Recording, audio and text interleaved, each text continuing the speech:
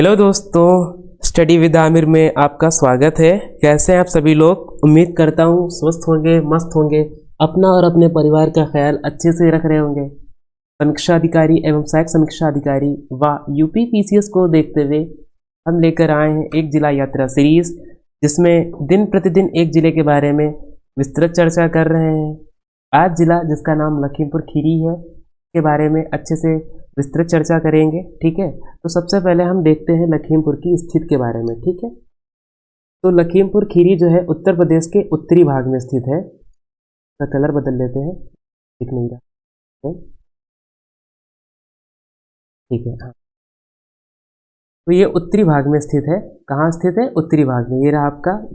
ये आपका मैप है यूपी का, और ये रहा आपका लखीमपुर खीरी। ठीक है, ये जो लाल लाल एरिया दिख रहा है ना, ये वाला एरिया ये आपका लखीमपुर खीरी है। ठीक, उत्तरी भाग में स्थित है और नेपाल के साथ में सीमा साझा करता है। ये रहा आपका नेपाल। ठीक, और इधर जो ये सीमा है ना, ये नेपाल के साथ में साझा करता है। अब हम बात करते हैं इसका जिला मुख्यालय कहाँ। तो इसका जिला मुख्यालय लखीमपुर में ही है। कहाँ है? लखीमपुर में ही है। ठीक है, अब हम बात करते हैं वन डिस्ट्रिक्ट वन प्रोडक्ट, यानी एक जिला एक उत्पाद, जिसकी शुरुआत 24 जनवरी 2018 को की गई थी। कब की गई थी? 24 जनवरी 2018। इसमें लखीमपुर को जनजातीय शिल्प के लिए मान्यता प्राप्त है। यानी ये जो आपको दिख रहा है ना, ये ट्राइबल हैंडीक्राफ्ट्स, तो ट्राइबल हैंडीक्राफ्ट्स बोलते हैं। ये आपको जो फोटो में दिख रहा है ना, ये सारी चीज़ें इसको जो है लखीमपुर जनपद को जनजातीय शिल्प के लिए मान्यता प्रदान की गई है। ठीक है, अब हम बात करते हैं तहसीलों के बारे में। तो यहाँ पे तहसीलें देखने को मिलती हैं 7। कितनी? 7। लखीमपुर, ये रही आपकी लखीमपुर, एक हो गई लखीमपुर। ठीक, और आपको दूसरी दिखेगी मोहम्मदी, ये रही आपकी मोहम्मदी। तीसरी दिखेगी गोला गोकरणनाथ, ये रही आपकी गोला गोकरणनाथ। ठीक है, और चौथी आपको दिख रही निहासन, ये रही आपकी निहासन। ठीक है, फिर आपको धौरारा दिखेगी, ये रही आपकी धौरारा। ठीक है, और फिर आपको दिखेगी मितौली, जो कि इसमें मितौली और पलियागला, जो पलियागला दे रखी है, मितौली नहीं देगी। ठीक है, अब हम बात करते हैं क्षेत्रफल की दृष्टि से। तो उत्तर प्रदेश का सबसे बड़ा जिला है, यानी क्षेत्रफल की दृष्टि से अगर हम बात करें तो लखीमपुर खीरी सबसे बड़ा आता है। कितना है? 7390 किलोमीटर, यानी 7690 किलोमीटर स्क्वायर। ठीक है, इसके उपनाम के बारे में बात करते हैं तो उसको लक्ष्मीपुर के भी नाम से जाना जाता है। लक्ष्मीपुर। ठीक है, और इसको शुगर बाउल भी कहते हैं। शुगर बाउल क्यों कहते हैं? क्योंकि यहाँ पे गन्ने का उत्पादन अधिक होता है ना, सबसे अत्यधिक गन्ने का उत्पादन होता है, इसलिए इसको शुगर बाउल भी कहा जाता है। ठीक है, अब हम बात करते हैं इसका भूगोल के बारे में। ठीक है, या इसका भूगोल और जलवायु कैसी है। तो सबसे पहले इसकी देखते हैं सीमाएं, किस किस जनपदों के साथ में सीमाएं साझा करता है। तो यानी आपका सीतापुर, ये रहा आपका सीतापुर। फिर बहराइच के साथ में करता है, ये रहा आपका बहराइच। ठीक है, पीलीभीत के साथ में करता है, इधर पीलीभीत रहा। ठीक है, शाहजहानपुर के साथ में भी सीमा साझा करता है, ये रहा आपका। ठीक है, और हरदोई के साथ में भी करता है, इधर आपको हरदोई भी दिख रहा है। ठीक है, और इधर आपका नेपाल भी दिख जाएगा, इस साइड में नेपाल भी दिखेगा। ठीक है, अब हम बात करते हैं आगे इसकी जलवायु के बारे में।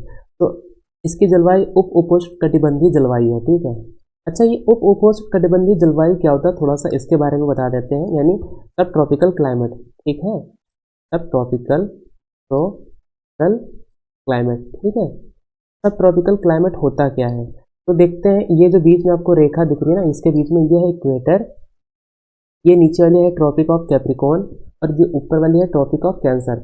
इसके जो बीच का जो एरिया होता है उसको तो ट्रॉपिकल रीजन कहते हैं। ठीक है, और इस लाइन के जो ऊपर का जो रीजन आ जाता है ना, उसको सब ट्रॉपिकल रीजन कहते हैं, यानी उप उपोष्णकटिबंधीय। तो जो आपका लखीमपुर जो खीरी है ना, ये सब ट्रॉपिकल रीजन में आता है, क्योंकि ये ट्रॉपिक ऑफ कैंसर से ऊपर आ जाता है। ठीक, इसीलिए इसको सब उप उपोष्णकटिबंधीय क्षेत्र में आता है। ठीक है, समझ गए ना।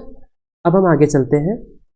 अब हम बात करते हैं इसकी इतिहास हम सांस्कृतिक के बारे में बात करते हैं। तो यह प्राचीन इतिहास इसका रहा। ठीक है, जो आपको बिल्डिंग दिख रही है ना, ये एक प्राचीन इमारत है। ठीक है, अब हम आगे चलते हैं और देखते हैं ब्रिटिश शासनकाल में ब्रिटिश शासनकाल में क्यों इम्पोर्टेंट था। तो 1857 के विद्रोह का महत्वपूर्ण केंद्र भी रहा। यानी जो लखीमपुर जनपद है ना, 1857 का जो विद्रोह हुआ था, इसकी शुरुआत हुई थी 10 मई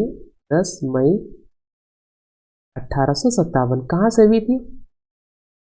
कहाँ से हुई थी जरा बताइए। इसकी शुरुआत हुई थी मेरठ से। कहाँ से? मेरठ से, ठीक है। तो ये महत्वपूर्ण केंद्र भी रहा है, ठीक है। अब आगे देखते हैं। और स्वतंत्रता संग्राम में जो है कई क्रांतिकारी गतिविधियों का केंद्र भी रहा है, ठीक है। जब स्वतंत्रता संग्राम हो रहा था तो उसकी कई क्रांतिकारी जो गतिविधियां थी यहाँ से हुई थी, ठीक। अब हम आगे बात करते हैं अर्थव्यवस्था और उद्योग की दृष्टि से। तो सबसे पहले इसकी जो लखीमपुर खीरी है ये कृषि क्षेत्र है, यानी कृषि पे आधारित इसकी अर्थव्यवस्था है, ठीक है, ठीक, क्योंकि यहाँ पे फसलें ज़्यादा होती हैं। अब हम बात करते हैं यहाँ पे कौन कौन सी मुख्य फसलें होती हैं। तो आपको गन्ना दिखेगा जो कि सर्वाधिक होती है, इसीलिए इसको शुगर बाउल कहा जाता है, क्योंकि गन्ना जो है अत्यधिक मात्रा में यहाँ पे उत्पादित होता है, ठीक है। और कौन सी फसल होती है? गेहूँ होता है, धान है, सरसों भी होता है, दालें हैं, मक्का होता है, सब्जियाँ, और इन सारी फसलों का उत्पादन किया जाता है, ठीक है। अब हम बात करते हैं जो ये फसलें होती हैं पानी कहाँ से आता होगा, ठीक है। तो सबसे सबसे बड़ा स्रोत तो है नहरें, ठीक है। नहरों से पानी आता है, ट्यूबवेलों का भी उपयोग करते हैं, ठीक है। और ये जो नहर कौन सी नहर है? ये आपकी शारदा नहर है, ये जो आपका फोटो में भी दिख रही है, और ये पानी शारदा नहर से ही आता है, ठीक है।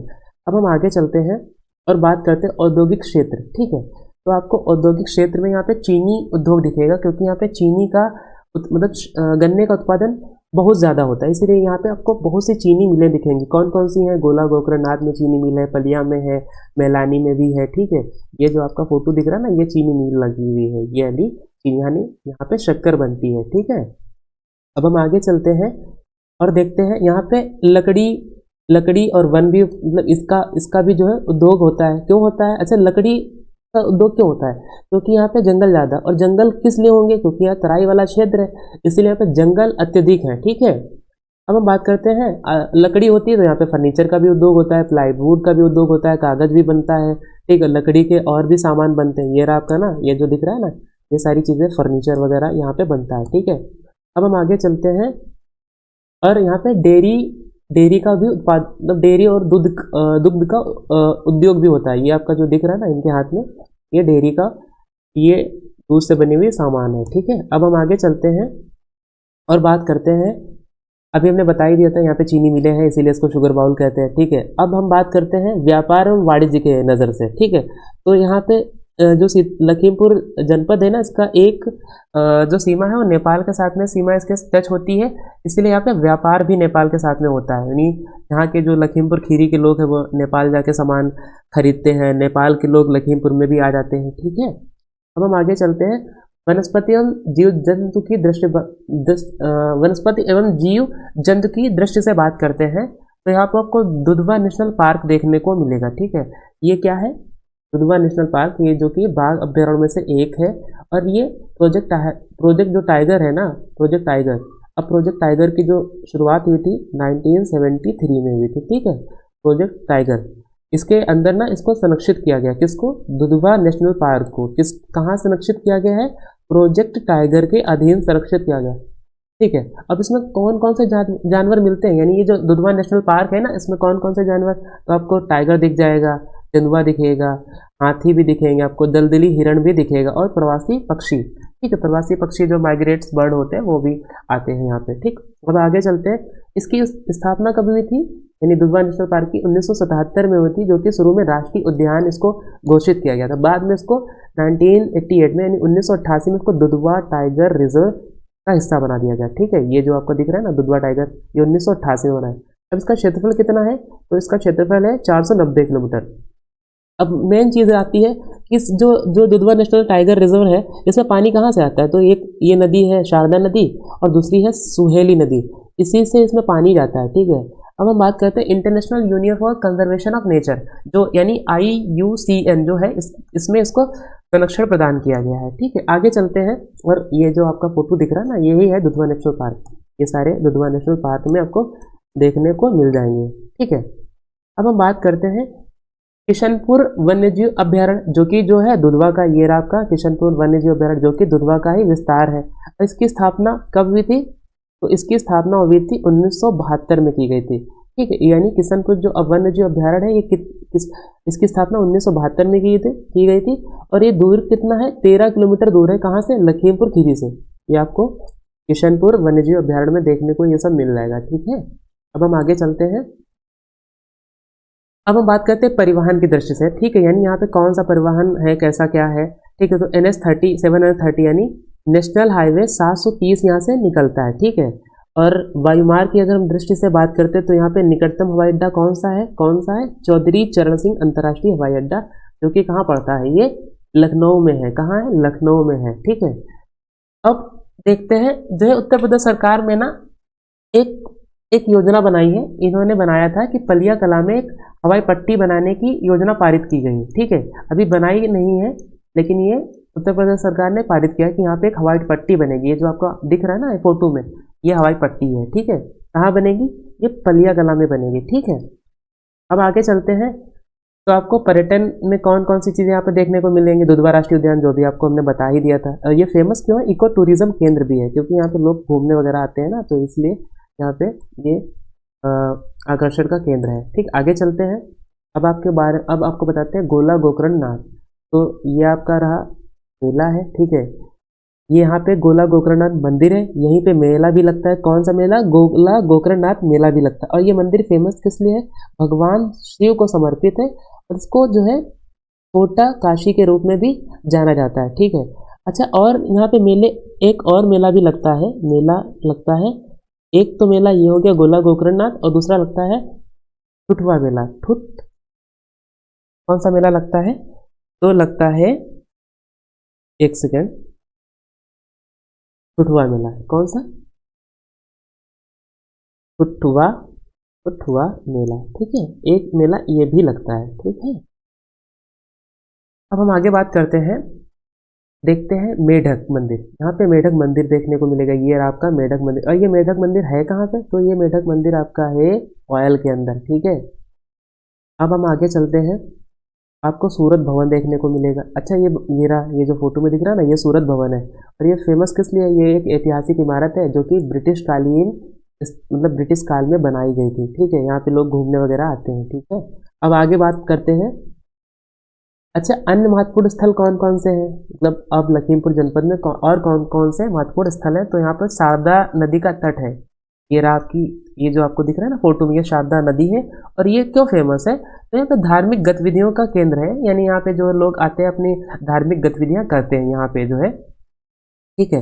और आपको बताया था यहाँ पे नेपाल से सीमा साझा करता है, इसलिए बनबसा बॉर्डर है, जो कि पर्यटन केंद्र भी है, ठीक है। लोग आते जाते हैं, ठीक। आगे चलते हैं, अब हम बात करते हैं हाल की घटनाएं, कौन कौन सी यहाँ पे विकास कार्य हुए हैं, ठीक है। तो इंफ्रास्ट्रक्चर परियोजनाएं चल रही उत्तर प्रदेश सरकार की, कौन सी योजनाएं, सड़क एवं रेलवे मार्ग में सुधार हो रहा है, ठीक है। स्मार्ट सिटी योजनाओं के तहत में विकास हो रहा है, ठीक है। कानून और अर्थव्यवस्था से देखें तो हाल में ना लखीमपुर जनपद काफ़ी अच्छे से जो है चर्चा का केंद्र भी रहा है, ठीक है। अब हम देखते हैं एक सवाल, ये है आपका सवाल, ठीक है। ये आपका सवाल है, और इसका जवाब आप कमेंट बॉक्स में करेंगे, ठीक है। ये आपका लिए HW है। और सवाल क्या है, लखीमपुर खीरी को उत्तर प्रदेश का शुगर बाउल कहा जाता है, ठीक है। लखीमपुर को, ये आपका कथन है। और दूसरा रीजन क्या दे रखा है, कारण क्या देगा, यह जिला गन्ने का प्रमुख उत्पादक है और यहाँ कई चीनी मिलें हैं, ठीक है। गन्ने का प्रमुख उत्पादक है और कई चीनी मिले हैं, ठीक है। अब विकल्प क्या दे रखे हैं कि ए और आर दोनों सत्य है, आर ए की सही व्याख्या करता है, ठीक, एक हो गया। और दूसरा विकल्प क्या है, ए और आर दोनों सत्य है, लेकिन आर ए की सही व्याख्या नहीं करता है। तीसरा क्या है, ए सत्य है लेकिन आर असत्य है। चौथा क्या है, ए असत्य है लेकिन आर सत्य है। तो इसका जवाब आप कमेंट बॉक्स में करेंगे, ठीक है। उम्मीद करता हूँ ये जिले के बारे में पढ़कर अच्छा लगा होगा। अब मिलते हैं कल एक नए जनपद के साथ में, तब तक अपना और अपने परिवार का रखें ख्याल। Thanks for watching, take care, जय हिंद।